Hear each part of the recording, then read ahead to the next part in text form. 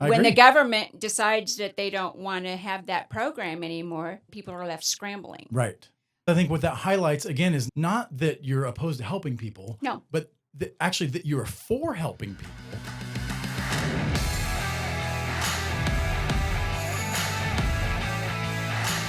Hey everybody, welcome back to Take on the Lake with Lake Expo. This is Nathan Bechtel. Thanks so much for joining us. Today, it is November as we're recording this, 2025, and I thought right now would be an especially timely moment to have Shana Aubuschon with the Share the Harvest Food Pantry on. And I emailed her like a few days ago and said, hey, what if you come on and talk about things? Because it's really relevant right now. And she was very gracious to come on. So Shana, thanks for coming on. Thank you for having me. I love to talk about what we do and how we help the community. So Absolutely. So Yeah. give me a little background on Share the Harvest and then your background with Share the Harvest. Okay. So where is Share the Harvest? What do you do? Who do you serve? How Yeah. many people do you serve? Give me some of those things. Okay. Well, we're Share the Harvest Food Pantry. We also have a thrift store and a community garden. We incorporated in 2005. So in June, we had our 20th anniversary of serving our community. And we primarily serve Camden County, although I won't refuse food to people who come from somewhere else. Mm-hmm. I will give them resources for their next visit that they may need Right. to reach out to. So, we just, that's what we do. We're a food pantry. We are associated, a partner agency with the food bank in Columbia, the Central and Northeast Food Bank Systems in Columbia. And they serve 32 counties with about 180 partner agencies. So how does that affiliation work? Like, or what does that actually mean in real world terms? They actually send food to you? Yeah. Okay. So they're a food bank. So they source food from all over the country. Okay. They do it by buying food. And then in the food bank world, they have a point system it's way above my pay grade, Okay.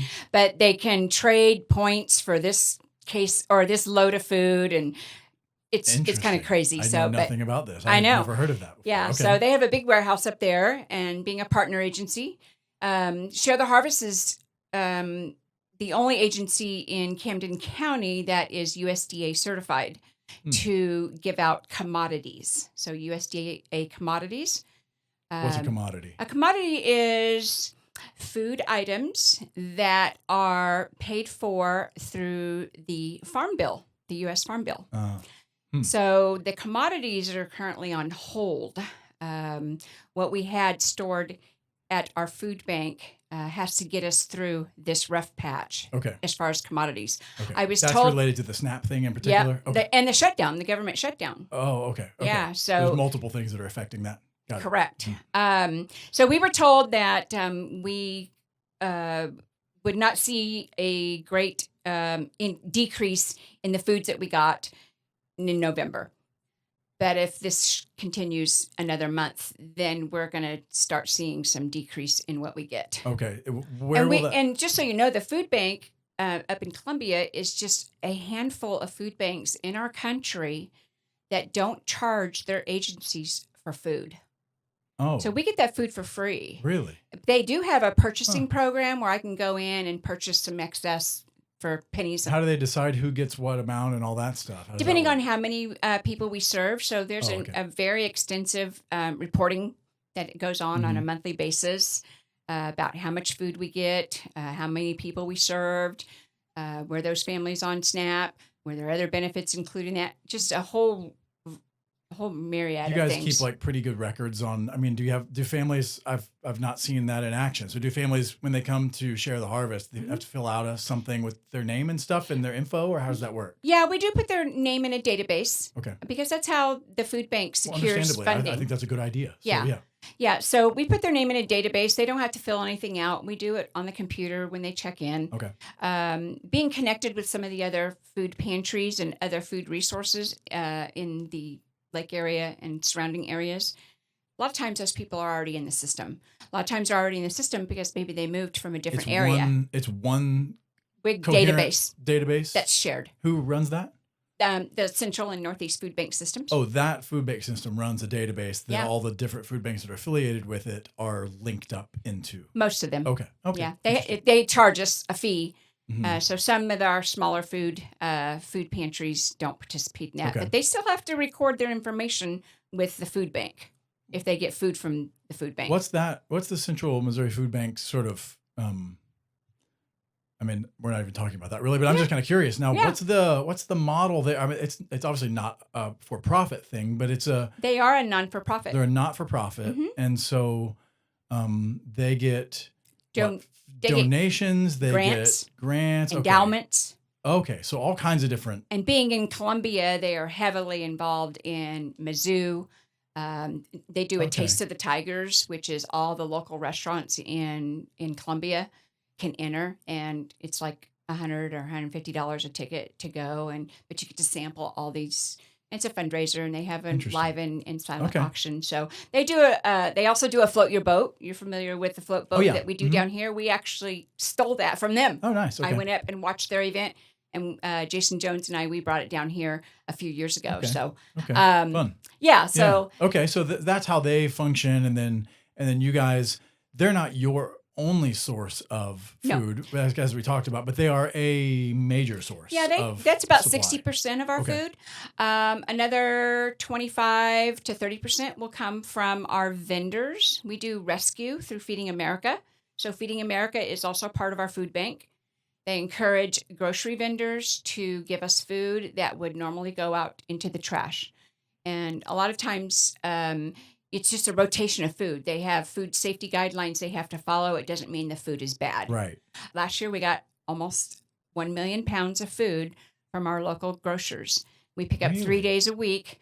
Our truck goes around and picks it up, and then we weigh it and report it. That's great. So, I mean, are you allowed to say which ones participate Yeah, in I that? can. Oh, Yeah, okay. I yeah, didn't yeah. know if that was sort of So we pick up from the 4 major stores. That's Gerb's, Woods, Walmart, and Deer. okay.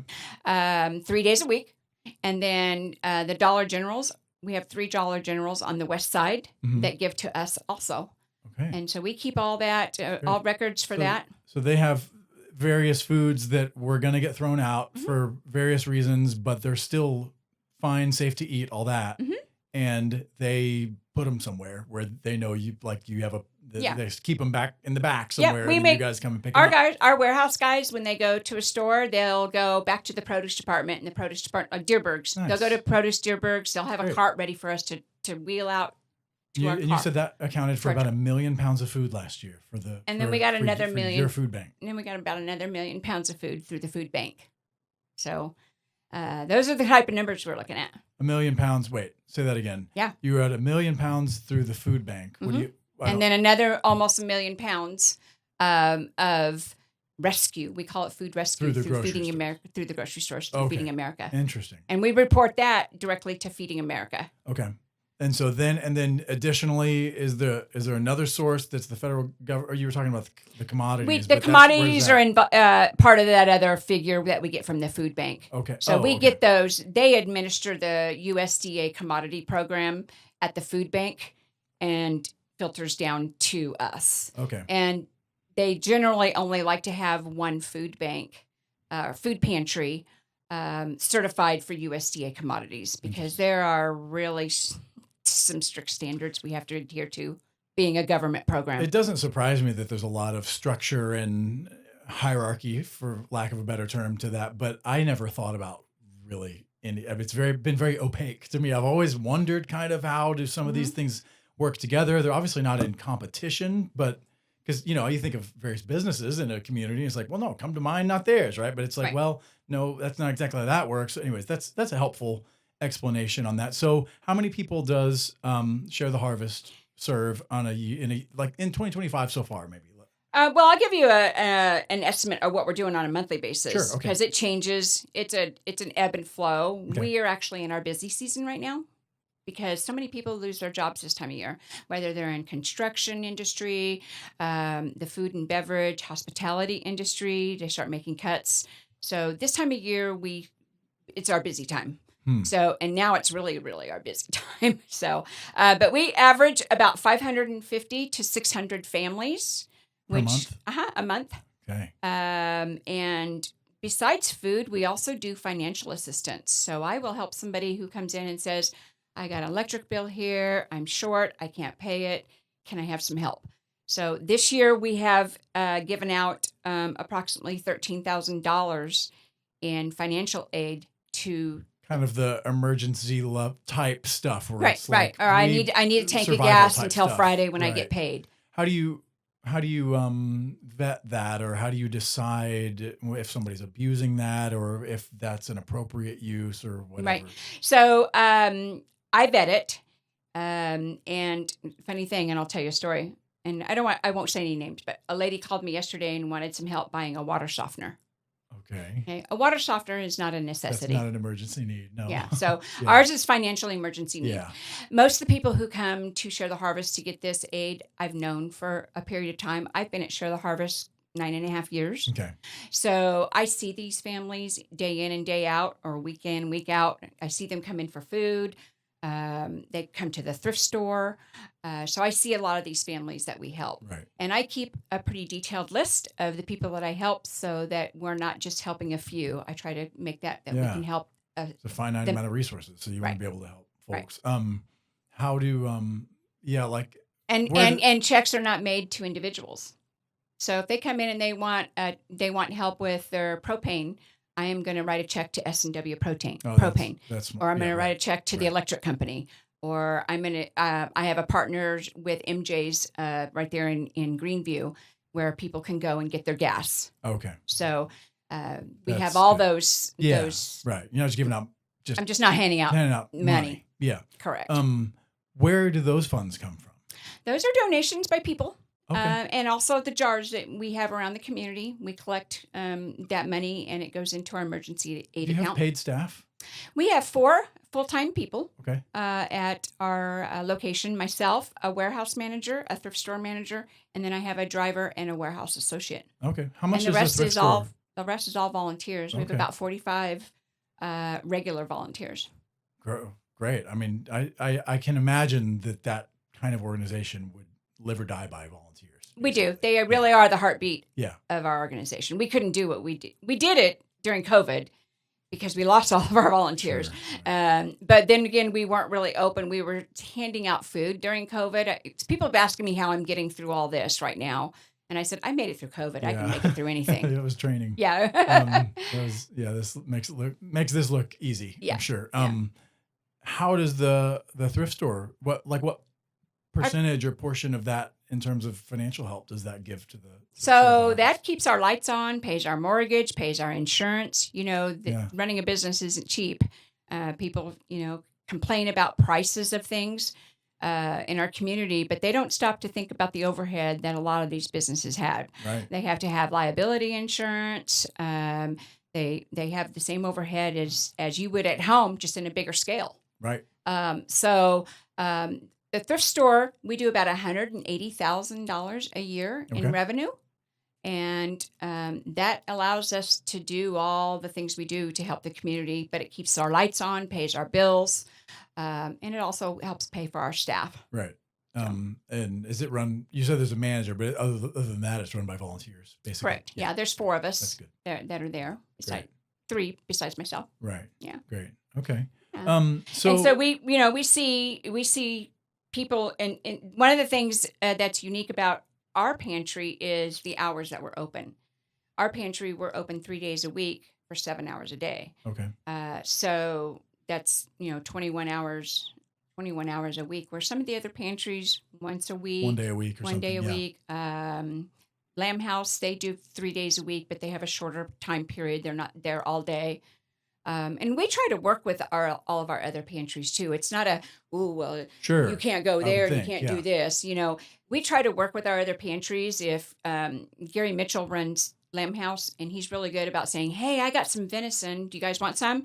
Or, hey, I got some extra apples. And then if we get some extra stuff, we call him and ask him. We do some food drives that I've done, some smaller food drives around the community. And not that I don't want to have those food drives, but I try to help out our smaller community pantries. Mm-hmm. Ivy Bend is one of them. Little old Ivy Bend out there in the middle of nowhere. Yeah, there's some need out there. Yeah, then there's a need out there. So sometimes I will give my share to them. So I want everybody to be successful and have enough. That's great.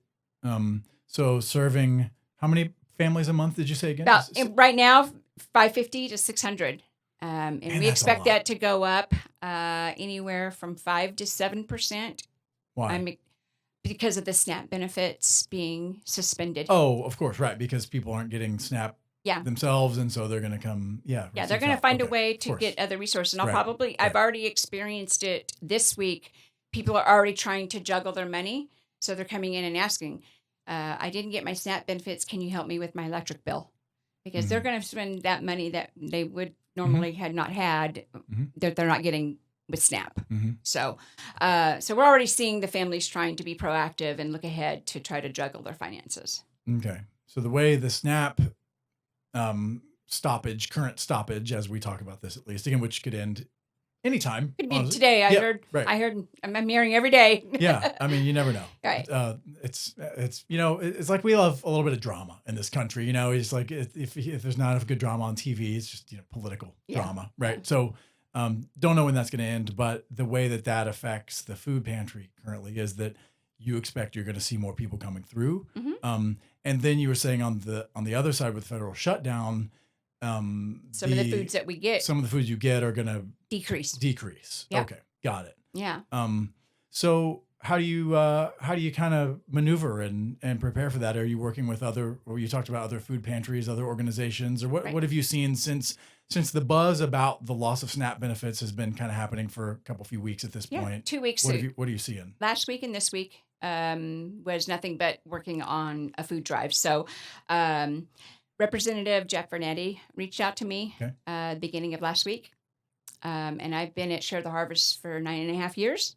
First time a representative has ever reached out to me and said, what can I do for you? Most common guest on this show so far, actually, Jeff Vernetti. He's the only one who's been on here twice, I think, that I can think of. Yeah. So he came into my office and he said, what can I do? We formulated a plan. Some people may have already seen that because his office put out a press release. And he is in contact with some businesses, and he'll write me a note and say, hey, this business here wants to be in on the food drive. So I've got about 20 or so food drive locations that we're doing. We're either dropping off a barrel or they're doing their own food drive, but they want to be involved in giving back. Our doors at Share the Harvest have been a revolving door this last week from the community. Sometimes they bring in a couple of bags. Sometimes they ask, where is a cart? We have a whole trunk full of canned goods or whatever it may be. Great. So the community really steps up. That's one thing I love about our community. Anytime there's a tragedy or loss or anything that's going on where, the citizens might suffer, this community just steps up. No kidding. Yeah. That's one of, I think, the absolute best things about the Lake community is it is disproportionately generous to its size. Yes. I would say. I would say that too. Yeah. And obviously there are a lot of people here with a lot of wealth and, cool, great. I don't always think that it's always those highest net worth people that are doing all the heavy lifting. I mean, some of them are, but I'm just saying you see a lot of people of very modest means that still want to help and volunteer and donate and all that stuff. And yeah, I agree. That is such a strength of the Lake community. Yeah. So we're really appreciative of these businesses here. I'll give you this if you want to put it on your. We're absolutely going to put this on Lake Expo if it's not there Expo. already. So, some suggested items of what to donate. These are easy things for families to plan meals around. Is there like a time frame that you're like running this drive, or is it? How are you? I'm going to go through November for this because we would have had a food drive this type of year anyway. Right. And I'm letting those businesses decide how long they want to do that. So I'm in contact with them. In fact, I'm making a couple of stops after I leave here to drop off a couple more barrels and drop off some flyers. We'll make sure we get the word out we're having about where to go. We are having a Pack the Truck event. So we're going to have one big event at Gerb's on Saturday, November 15th from 11 a.m. to 2 p.m. So we're going to be out in their parking lot, and our goal is to pack the truck with food. And you can also do things that are high-ticket items. People will make decisions about feeding their family or buying laundry detergent. Right. Figure that. I mean, I don't know about you, but that's sobering to me because I've never had to experience that myself. Yeah. But I've had people come in and say, I wash my clothes, but I don't use laundry soap. Right. So some of those more important and more expensive items that we probably take for granted, body wash, shampoo, some of those things, we want to. You can donate those things too. So people for the Pack the Truck event, it's going to be a come one, come all, stop by. It's just a big donation. Yep. Blitz. And that Jeff day. Burnetti's gotten behind on this one, Okay. and the Republican committee and the Republican club is kind of pushing information out about this. We hope to have another one the following weekend, but I'm just waiting on permission. Mm-hmm. So great. We'll make sure we spread the word on those and where to go and how to donate and all that stuff. Yeah. Because what you guys are doing is really critical. And you're like you said, you're not the only ones doing it. It really is. But Share the Harvest is, I mean, among the most well-known names. If somebody is trying to think of a food pantry to help to send someone to, I'm sure Share the Harvest is probably the first name they think of, or among the first. So I think the thing that probably hinders people from visiting Share the Harvest, and not all people, but a population of people that don't come to Share the Harvest, is because of where we're located. You know, the whole location is important. Well, tell people where to go to get there. Yeah. We'll get that information out, but it is on the west side. Yeah. And so I have people who on this side of the lake won't drive over there for, maybe they're a senior and they don't drive that distance or those roads. So, we want to make sure that everybody knows we're there to help. Yeah, yeah. So we're located at 689 North State Highway 7, right out of Greenview. Right. You get into Greenview on Highway 5 and you go to 7. Hang left on 7, and it's not far up 7. Less than a mile down on the right-hand side. Right. Big facility. And besides food, we do vouchers. I partner with I'm going to make sure I say this right, the Camden County Senior Services Funding Board. Right. Everybody has a tax on their property taxes that helps fund that account. And so I give seniors in our community, right now I have about 250 seniors who get about $75. Now, it'll go down in January because I don't know what my funding will be next year, and I had some extra money. So all those seniors get $75 to go to a grocery store that is on our program and buy food, paper products, or incontinence supplies. Okay, great. So, that comes from the senior tax board through you to those seniors. That's how. Oh, okay. Yep. I do an RFP for that, a proposal funding request. Oh, okay. And we've been running that program since about 2019, I think. And that's a $190,000 a year program, helping those seniors with a little extra. Right. So. Right. Yeah, there's a lot of need at the lake. Honestly, I mean, we see a lot of abundance in various areas, but certainly there's a lot of need. I remember I had on the show I had the principal and a couple board members of the PTO for Hurricane Deck Elementary, and what the principal was telling me about the homeless rate at their school, which that's really in your area, not far from where you are. I mean, that area of the lake, maybe it's especially concentrated over there. There's a lot of poverty, a lot of homelessness, and it is one of those things that you don't know it until you know it. You wouldn't necessarily have guessed that. Yeah, we had I'm also in Rotary, so we had a guest speaker from the McKinney-Vento program at Camdenton, and their job is to monitor those kids that don't have a stable home environment. They consider homeless being somebody who couch surfs. They stay at friend's house. They don't have a permanent home of themselves, or they sleep in their car. They sleep in a tent. Your older kids. But apparently, it filters down to the younger kids too, and that's kind of sad to know about. Yeah. And I see a lot of those families. Those are the families that I see at Share the Harvest coming in. They've got an extra kid that's staying with them for a week, and we know. Well, you know how boys eat. Oh yeah. Got a teenage boy, and when he brings his teenage friends buddies, over, I'm like, oh, the budget just took a hit. Yeah. So we see those families too, and we're there to help. I voucher items to people too that need help.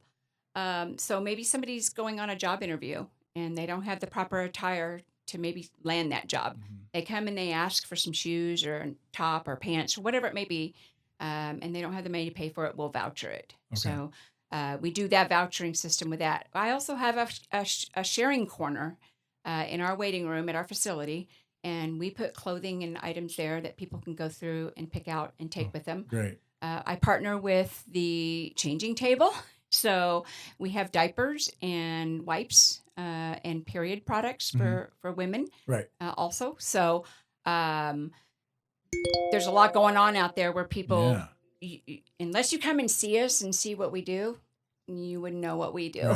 Right. What do you, because we'll wrap up here in a minute. I want to respect your time, but what do you see when you have people come through Share the Harvest? You talked about some people that, especially this time of year, you see them because they're seasonally laid off. You have seniors that, because they're on a really, really low, maybe fixed income, are just in sort of like regular need of a little assistance. Right. I don't know. Are there other like broadly kind of profiles, types, situations that people find themselves in that bring through there? Are there sort of frequent flyers that either because they get laid off the same time every year, or that you wonder, are they incapable of working or are they working? I don't know. What else do you see there with people that come through? Well, I get a lot of people. For instance, I helped a young lady today who needs some help with her electric bill because she had Crohn's disease and had to have surgery back in July. She is still off work from that. That was a major surgery for her. So I used to see her quite a bit when she was trying to get on her feet. And she would come for food and she would come for help with financial assistance. But I saw her get back on her feet. In fact, when I looked at her account today, I hadn't seen her at all last year. Oh, wow. Yeah, great. And so this was her first time in. And I want people to feel like they have a safe place to come, a comfortable place to come and say, this is my situation. I just need a little help. Yeah. And I have seniors who come in. This is funny because I'll have seniors who come in and they have multi-generational people living in their household. My first question to them is, are these people in the middle, your children, who came with their children, are they contributing to your household? It's a great question. Why are you coming in here? They didn't come in here and ask for help with an electric bill. You came in here and asked for help with an electric bill. What kind of answers do you get on that? I get most of the time is yes, we're trying, or no, they can't work, or no, they don't have a job. It varies. I've every excuse in the world I've heard. Trust me. I'm sure. So, and that puts you in an interesting spot too, because obviously you are fundamentally operating out of a place of help, need, and usually crisis. A lot of times it's crisis driven. Right.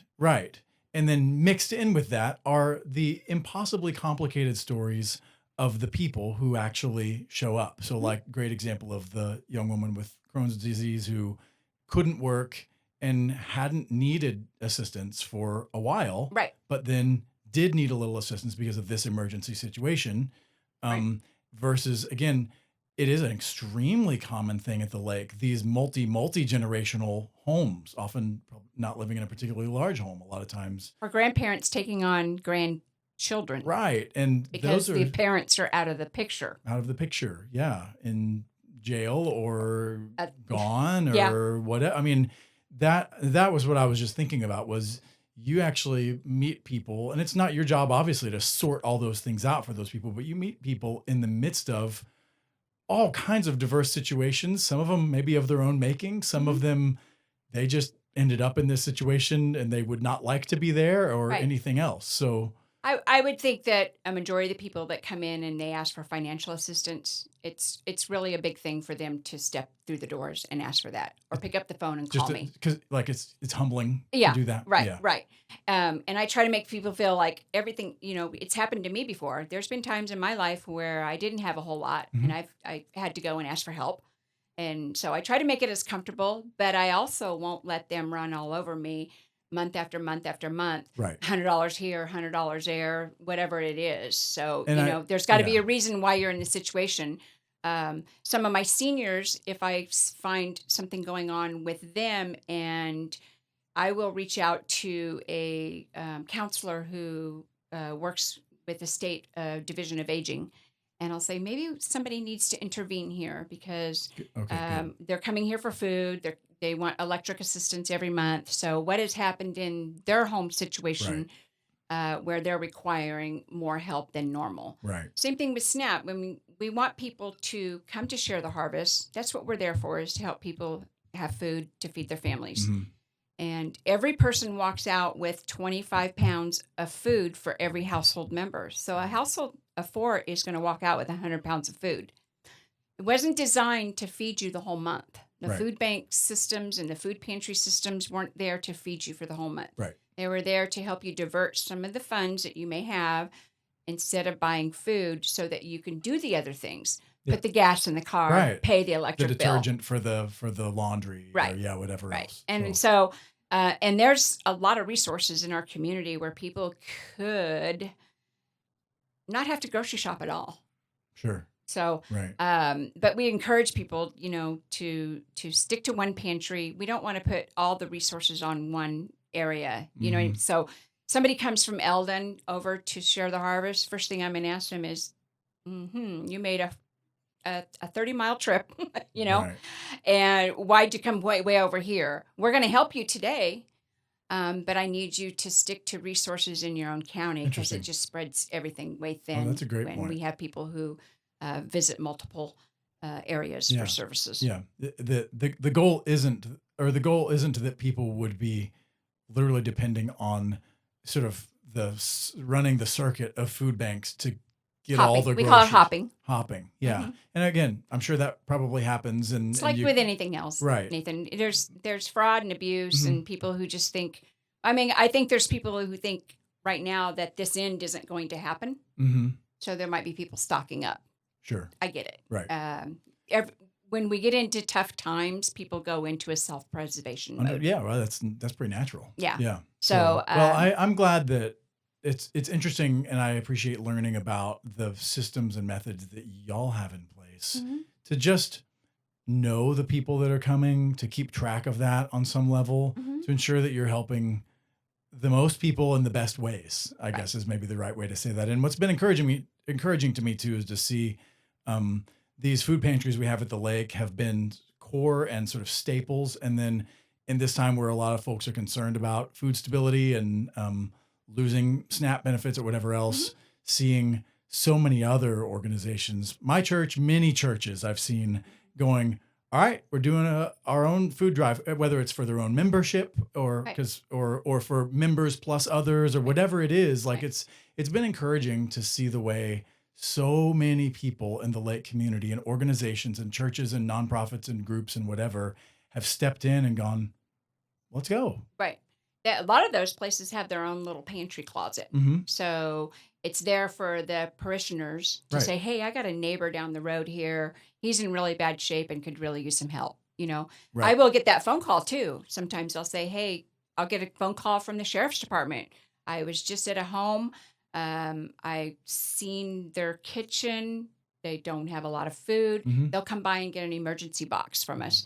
The hospital sometimes will call. Their outreach people will call and say, I'm sending somebody home, but he's expressed to us that he doesn't have enough food in his home. Because that's what they do. When they get somebody in, they're going to Sure. ask them all those Right. questions. And so we try to be there to help all those people, especially our referrals. Those Yeah. are the people who are seeing it, they're seeing the hard stuff. And so we try to help all those. Excellent. Yeah, Excellent. so Well, I'll give you some figures real quick. yeah, if you let's do want. that, So, and then I'll let you get out of here. yeah. But tell us. So in the Tri-County area, I'm going to give you a Tri-County area figure. In September of 2025, and that's Camden, Miller, and Morgan County, there were 4,053 households receiving some sort of SNAP benefits. So, wow, okay. Depending on their family size, And what SNAP, that was in what SNAP? month? Yeah, that was in September. September of 2025. There were over 4,000, a little over 4,000 households in the Tri-County area receiving some kind of food assistance. Correct. Okay. Yep. And that equals out to be over 8,400 people. Right. And then I have it broken down by children. And this is what this is what I don't like about what's going on with the government. Mm-hmm. Okay. They're not taking, I think they're thinking everybody is in an adult range, 18 to 59, Mm-hmm. able to work, get out there and do their thing.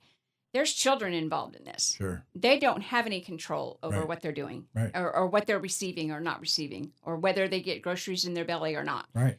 There's also seniors who I have quite a few seniors that were homemakers. And since their spouse has passed on, they've had to sell their home and sell their ranch. They're living in senior housing. And they are on a fixed income. I have a majority of my seniors don't even make $1,200. They don't get more than $1,200 Wow. from Social Security. And then they got to pay for their Medicare on top of that, out of that check. So, and they get, I have one senior, she was getting $12 in SNAP benefits. She goes, wow, that really buys me a lot, $12. Yeah. So I think about, and then the disabled is in there, and there's approximately 1,000 people in our Tri-County area that are disabled that receive SNAP benefits. So these are people I don't think the government sees. They're thinking everybody should be out working, and I get it. There's jobs out there for people to have. Mm-hmm. We get it. But they don't see the people who are not in control of their circumstances, and things like this are out of their control also. This is why I think, and this is like another part 2 of this we could go on to conversation. another. We could have two podcasts. This is why my thesis is that not that there shouldn't be assistance available, right, but rather that the more local that you can kind of drive that assistance, source it, and provide it, the better actually the assistance is. Because when you can have a federal government that's however far away Washington, D.C. is from here, I don't know, a mile, 1,000 mile plus away, make a decision or a set of decisions and playing political games that affect, like you're saying, a community of people that they don't know and they don't care about. And sure, you have a elected, congressman who, but I mean, even in his area, it's like that. I think that actually reveals that that's not where the help should really be coming from anyways. Right. Like, I think we're better if our community helps our community. Like, that's in my ideal world. I think that's what we'd be doing. When the government decides that they don't want to have that program anymore, people are left scrambling. Right. I think what that highlights again is not that you're opposed to helping people. No. But actually that you're for helping people, and that trying to help people on a national scale is absurd. Right. Because then when a national program hits a problem, everybody suffers all at once. Right. Versus communities dealing with a community's problem with the resources and the people that are there. And again, if one particular community has a problem, a neighboring community can help. I mean, I don't know. That to me seems a little more just sort of naturally the way it ought to run versus a federally, administered program like that. So MOCA here at the lake, they administer the LIHEAP program, which is a low income energy housing assistance program. Okay. So they help people with electric bills, not their whole electric bill. They get, depending on their need in their community or the need in their family, they get help with their electric bill. Well, that's a federally funded program. Guess what? People are not getting the electric help because that program has been suspended. Mm-hmm. So people don't think about the hierarchy of how it goes from the government down and how all the programs that people take advantage of or need, when it ceases to exist, what do? Everybody's throwing up their hands and going, now what do we do? It's a great point. So I agree. The community really steps up, and, a majority of my seniors, they will come in and we will encourage them. Hey, do you want some of this? Would you like some of these fresh vegetables? Oh, no, I don't want any of that. I'm going to leave that for the families that really need it. So, I look at them and say, you really need it. I want you to have it.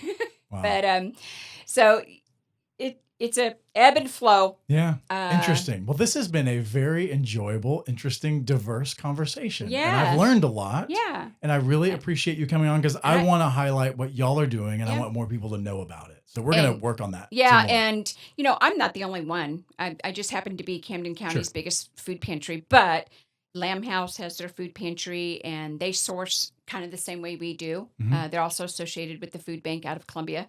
So, but your little pantries in some of our community churches, some of our smaller areas. Oh, I do want to mention that Faith Sure. Bridge Church, we partnered with them 3 years ago hmm with Doug Beck, who Okay. has since passed on. Yes. We partnered with them and started taking food out to Stoutland. I don't know Oh. if anybody knows anything about Stoutland, Missouri, but Mhm. it's in the southeast corner of Camden County. Right. And they don't even have a Dollar General. They have one little convenience store for people to go and get food without having to travel to Lebanon or Richland. So we go out there once a month, the fourth Friday of every month, and we distribute food boxes to about 65 families every month. Wow. Can vary 60, 65. Great. So there's a lot of ways for people to partner and be involved and feel good about giving back to the community. That's great. And if anybody's looking for some time to kill, we could really use some more help at Share the Harvest. That's what I was going to say. To direct folks your direction, one way obviously is just to volunteer at Share the Harvest. If you don't got have an hour? massive financial resources, you got time maybe, and you can just come. I call come it help. come help. You can bring your time, your talents, or your treasures. There you go. So time is obviously volunteering. Talent is maybe you have a special talent where that will benefit the back end of us, the backstory, Right. behind the scenes. And your treasures are either your money or the things in your house that you have collected and need to get rid of. Yep. So Yep. that benefits our That's pantry. one big way, and again, pointing folks the right direction. It's on Highway 5. You turn onto 7 there in Yep. Greenview, and you see it right there on West your right. side of the lake. Yep. You know, the west side is the best side. That's what That's I hear. what we say. That's what I hear. Yes. So, thank you for helping teach us a little more about what Share the Harvest is doing and the really critical role that y'all play in the community. Thank you for what you're doing. Well, thank you. I had some people walk in today and give us a sizable donation. And then I said, would you like to take a tour? Because if you're just Right. driving by our building, you really don't know what's inside. Mhm. And when people see what we do in the space that we do it and how much we help people, they're really amazed at what we do. Yeah. You know, our pantry is set up just like a grocery store. So if you were to come in and you get to shop, we're a choice pantry. So you can shop for the foods that you want your family to right. have instead of just getting a Box. box Right. of, and it's got, 4 or 5 vegetables that your kids won't eat. You Right. get to choose your vegetables. Good. So Good. Well, yeah, folks should go check it out. Make a little donation. Come take a tour take a tour and learn get about. involved. And we have some fundraisers throughout the year. That's another way to get involved. I have one lady who's been with Share the Harvest for 20 years, basically since day one. Great. And she comes once a week. And I say you can give an hour, or if you want to spend the day with us, you'll make a lot of friends and you'll feel good about what you're doing. Excellent. Well, go check out Share the Harvest and see how you can help serve needy folks in the community at this really important food pantry. And we're keeping updates on our Facebook page. Yep. So Go follow them there. follow me there, or reach out. Feel free to reach out at me at 573-873-5855. Perfect. Okay. Well, thanks so much, Shana, for coming on. Thank you. Thank you, everybody, for tuning into this episode of Take on the Lake. I hope you enjoyed it. I hope you learned something. And again, I would encourage you to support Share the Harvest, the other food pantries at the lake, churches, other organizations that are doing really important work of taking care of people that have need, especially during this time whenever it's a bigger opportunity. That's the way I see it whenever the SNAP benefits are temporarily down. So if you love this episode, share it with a friend. Hit the like, follow, smash the share button, all that good stuff. We're on YouTube. We're on all the podcasting platforms. If you're listening, if you want to watch, we're on Facebook and YouTube. Check us out, follow us, and help us grow the show. I would really appreciate it. This has been our Take on the Lake. Stay anchored, stay curious. We'll see you next time.